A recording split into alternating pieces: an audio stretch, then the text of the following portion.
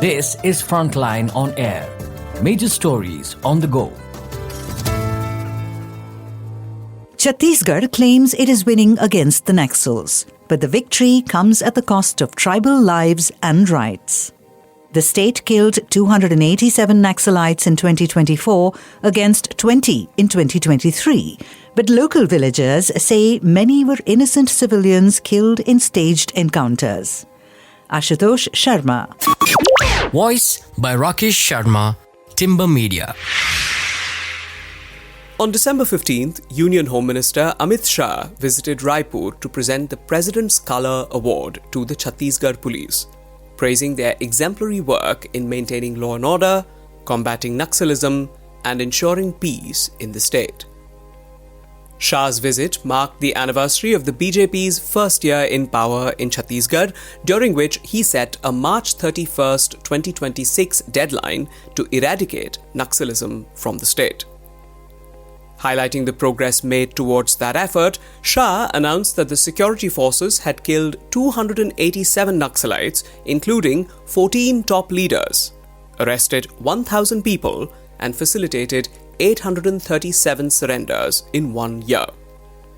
He cited a 73% drop in the number of casualties among security personnel and a 70% decline in civilian deaths compared with the previous decade. Speaking at the Martyrs Memorial in Jagdalpur, which honors the 1,399 security personnel killed in Naxal violence in the state, Shah underscored the BJP government's economic initiatives, revealing that more than 15,000 houses, over 9,000 of them in Bastar, are being constructed under the Pradhan Mantri Awas Yojana for families affected by the violence. Shah highlighted Prime Minister Narendra Modi's empathy for these areas, but he refrained from talking about the rising number of complaints regarding the deaths of allegedly innocent people in the ongoing war against insurgents. The total number of Maoist killings revealed that such fatalities surged over 14 times, with 287 eliminated in 2024 compared to just 20 in 2023 under Congress rule. The intensified anti-Naxal operations coincide with growing corporate interest and the militarization of the 5th Schedule areas, autonomous areas where vulnerable scheduled tribes reside, of Chhattisgarh. It is estimated that as many as 250 security camps have been established in Bastar since 2019. Similarly, the number of battalions of paramilitary forces have gone up to 60 from 5 in 2000 when Chhattisgarh was carved out as a separate state. The ongoing anti-Naxal operations have raised concerns among rights activists about the accuracy of official claims and whether standard operating procedures are being followed to protect innocent villagers. In January, a 6-month-old girl was fatally shot and her mother injured during a reported crossfire between security forces and Maoist insurgents in the dense forests of Bijapur district of Bastar region in South Chhattisgarh. This tragedy was part of a disturbing pattern, with such incidents becoming alarmingly frequent. In December alone, at least 4 children were injured during an anti-Naxal operation in Abujmar, a remote and conflict-ridden area where security forces claim to have killed 7 Maoists. However, local residents, including Chhattisgarh Pradesh Congress Committee President Deepak Baij, have argued that 5 of the 7 killed were innocent villagers and condemned the security forces for firing indiscriminately. Ramli Oksam, one of the injured children, has a bullet deeply embedded in her neck. Medical reports, including an X-ray, reveal that the bullet is lodged near the C1 vertebra. Another injured child, Sonu Oyam, narrowly escaped a fatal injury when a bullet grazed his head, leaving him wounded. The traumatized boy recounted to reporters at a hospital that he saw his father shot dead before being targeted himself. These incidents prompted former Chief Minister Bhupesh Baghel to urge the BJP-led state and central governments to exercise caution. Baghel emphasized the need to prioritize the safety of children and called for a reassessment of the unrealistic deadlines set for eliminating Naxalism, warning against measures that endanger innocent lives. Such purported encounters have come under a scanner as the state in the past has been witness to fake encounters and extrajudicial killings during the 15-year rule of the Raman Singh government. Baghel wrote on social media platform X, quote, "How come these children were hurt when the forces were fighting the Naxals? Was it truly an encounter or the killing of innocent people?" The BJP government has a poor record regarding fake encounters. Even during its last tenure, there were numerous cases of such incidents. End quote. The Bastar Inspector General Sundar Raj P has claimed that the Naxalites used the children as human shields, but the local villagers have stated that they were harvesting crops when fired upon. Unbridled powers. Himanshu Kumar, a noted Gandhian activist known for his work on the rights of tribal communities in Chhattisgarh, said that the security forces had been given sweeping powers and they have been using it without accountability. He said, quote, "Even during the previous Congress rule, human rights were violated by the forces, but the trend has increased manifold now. The year began with the killing of a child and has ended with children suffering bullet injuries. In between, over 250 Adivasi people were killed, including a girl with speech impairment, a 14-year-old girl, and several other minors in between. Recently, 2 minor girls were detained in police custody for over 15 days, with one later imprisoned in a fabricated case. The entire year has been marked by severe human rights violations." End quote.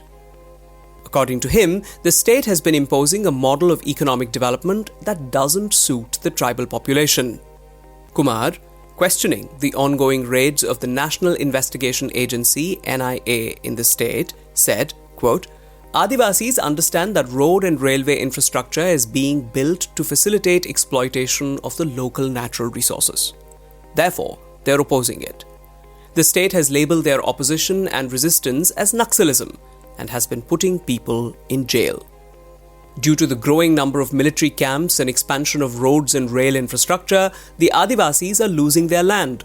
Even their leased land is being acquired by the agencies forcibly." End quote. He stressed that it was happening in open violation of laws like the Panchayat Extension to Scheduled Areas Act 1996 or PESA, the Scheduled Castes and Scheduled Tribes Prevention of Atrocities Amendment Act, the Scheduled Tribes and Other Traditional Forest Dwellers Recognition of Rights Act FRA 2006, and the Right to Fair Compensation and Transparency in Land Acquisition, Rehabilitation and Resettlement Act 2013. He said, quote, "Under these laws, the state is supposed to protect the tribals, but here, the state is the perpetrator. An even graver concern lies in the troubling trend of criminalizing the democratic activism under sweeping anti-terror laws as the state pushes corporate interests in Chhattisgarh through militarized means." End quote. Adivasis in scheduled areas have constitutional rights to consent or dissent on land and forest matters, but recent legal amendments exempt security-related infrastructure from forest and environmental clearances, especially in areas affected by left-wing extremism. According to experts, the executive actions in Chhattisgarh often operate in a legal void. As per the provisions of the 1861 Police Act, a British-era law that remains unchanged, the Inspector General of Police has the sole discretion over police force deployment, they said. In an interview with Frontline, the former Deputy Chief Minister of Chhattisgarh, T.S. Singh Dev, stressed on a 3-pronged strategy: engaging in dialogue, promoting development in Naxal-affected areas, and deploying the state machinery to respond firmly to Naxal violence to combat Naxalism. He also emphasized that the opinions and aspirations of local tribal communities must be respected. Stressing that the complaints of local tribals about serious human rights violations must be thoroughly investigated, he said, quote, "Unfortunately, the current model of economic development seems to prioritize the end result over the means, suggesting that achieving development justifies any method, which is unacceptable. The rights and aspirations of local communities should always be the government's top priority, and their consent is essential before initiating any development activities." End quote. Protecting corporate interests. A recent investigation into the Parsa coal block mining in Sarguja and Surajpur districts by the Chhattisgarh State Scheduled Tribes Commission (CGSTC) revealed that consent for mining was obtained through forged documents, undermining the Panchayat's Extension to Scheduled Areas Act as the land falls under scheduled areas. In July this year, tribal communities from Dantewada district's Alanar village protested against the lease given to mine the Taralmetta mountain. Worried about the threats to their environmental and cultural heritage, they organized a rally and submitted a memorandum to the subdivisional magistrate, urging President Draupadi Murmu to cancel the lease. A 2024 fact-finding study, Citizens Report on Security and Insecurity Bastar Division, links the rise of security camps to an increase in drone attacks, grenade firings, and extrajudicial killings.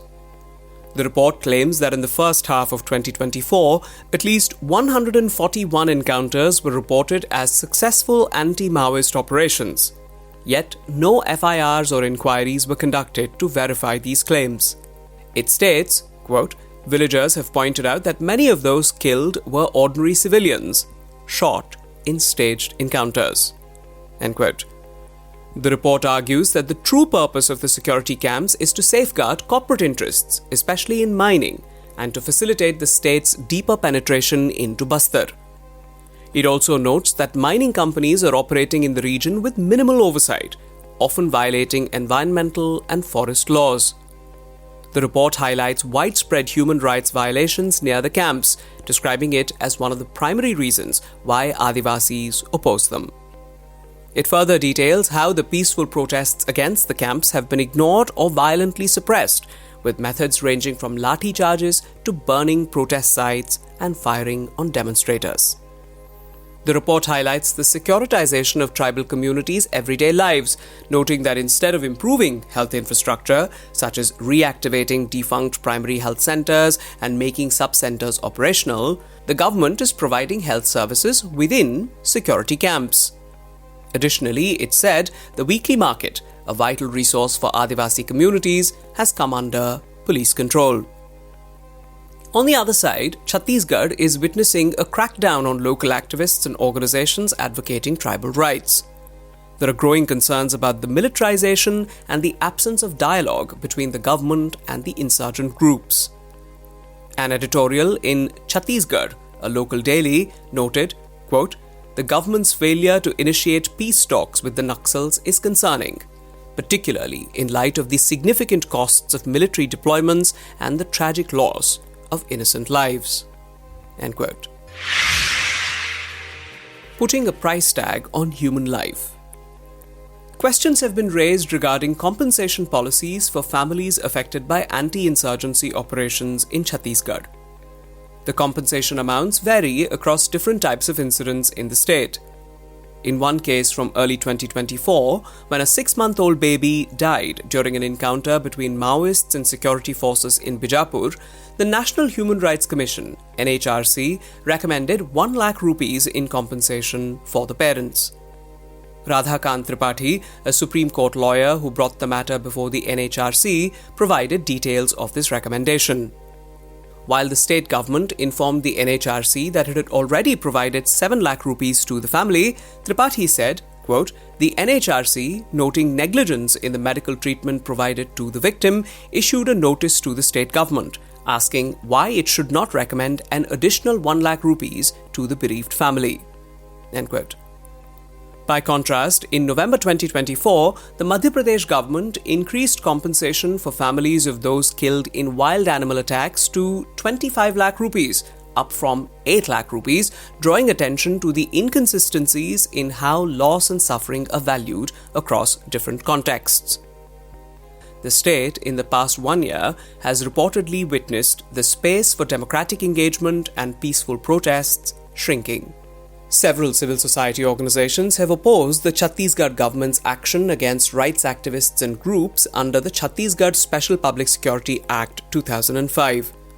On October 30th, 2024, the state government banned the Moolvasi Bachao Manch (MBM), calling it an unlawful organization under the Chhattisgarh Special Public Security Act (CSPSA).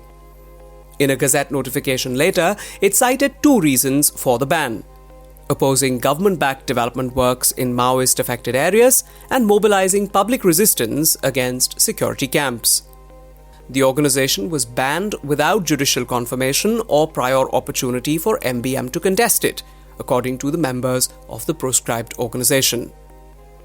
The Campaign Against State Repression held an event in New Delhi earlier in December and criticized the state's repression.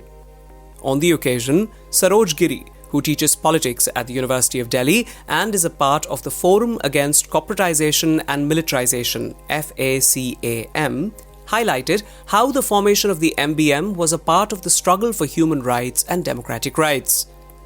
Criticizing economic policies that disregard the interests of the tribal communities, Giri said, quote, "The state offers Adivasis only two practical choices: either sink into poverty and migrate to the slums of big cities in search of work, or face death." End quote. Referencing the deadline set by the Union Home Minister, he said, quote, "Chhattisgarh produces 20% of the country's steel output."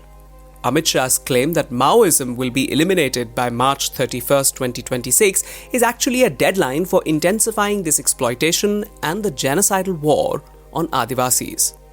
End quote. The MBM in the past has set up several fact-finding committees in Bastar to sensitize the media about the excesses committed by the security forces. Many believe that the government has banned it for such work. Gaddam Lakshman, president of the Civil Liberties Committee of Telangana, said, quote, "The MBM was formed only 3 years ago.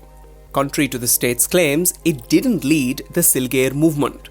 It was led by the people spontaneously, and they were a part of it." End quote.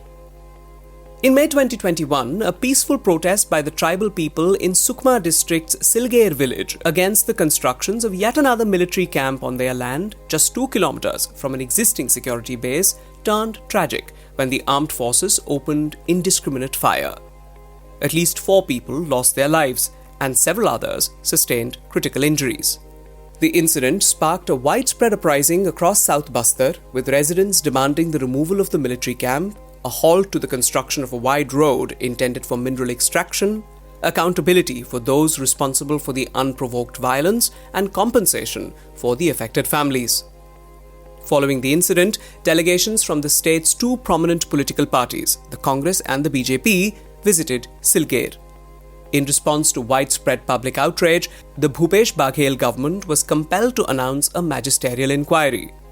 However, the investigation has made little progress since. Missing schools, hospitals. Lakshman alleged that the state forces have been dropping bombs from drones and fire rocket launchers at Adivasi villages in Bastar, pointing out that the region, though crisscrossed with railway tracks and roadways, does not have functional schools or hospitals. He said, quote, "They kill and arrest Adivasis when they venture out to cultivate their paddy fields or go fishing." End quote.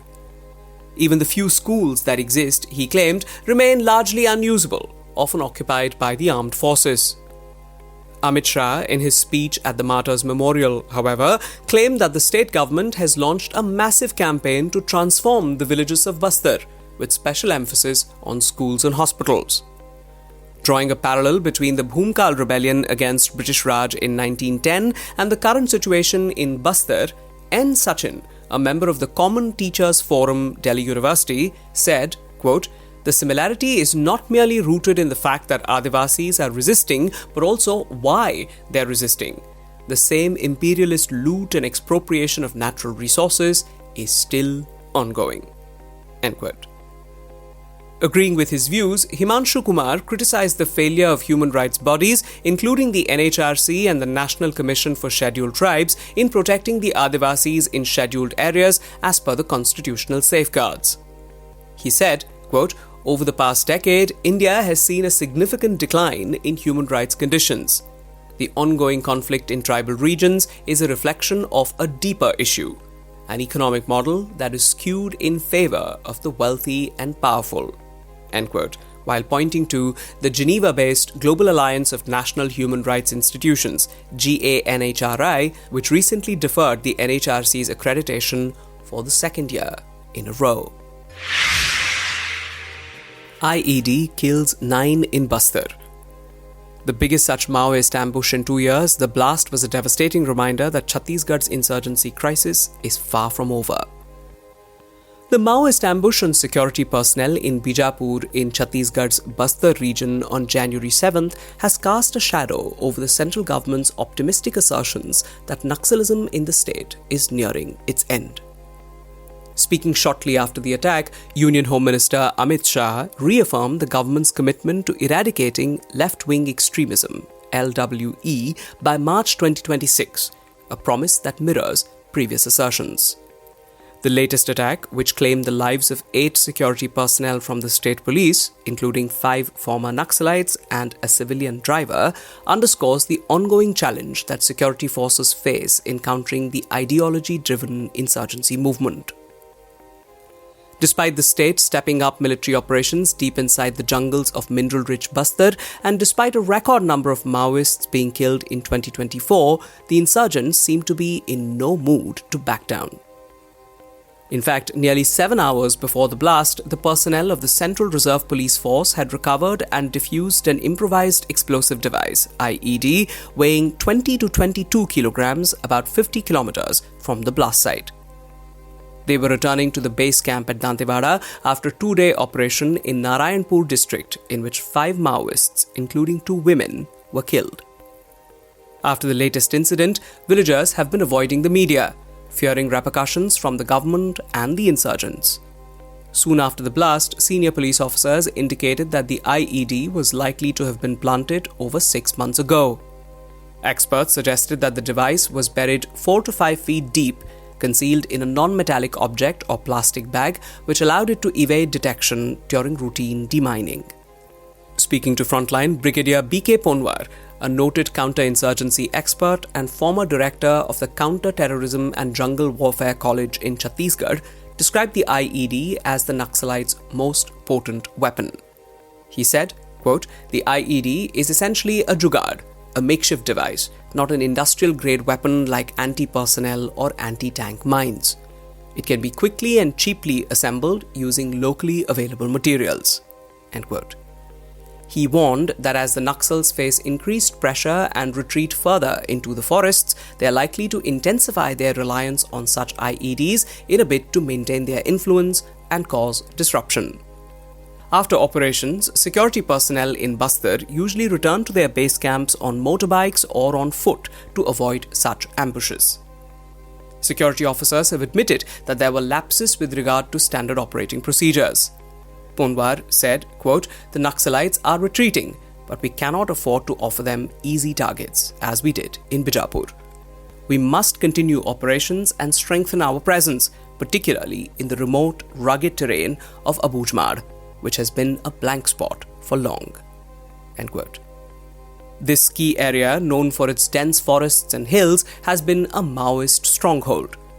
Ponwar emphasized the need for a comprehensive, multi-pronged approach to counter the insurgency and suggested that the full spectrum of national power, political, military, social, economic and psychological, be harnessed to defeat the Naxalites.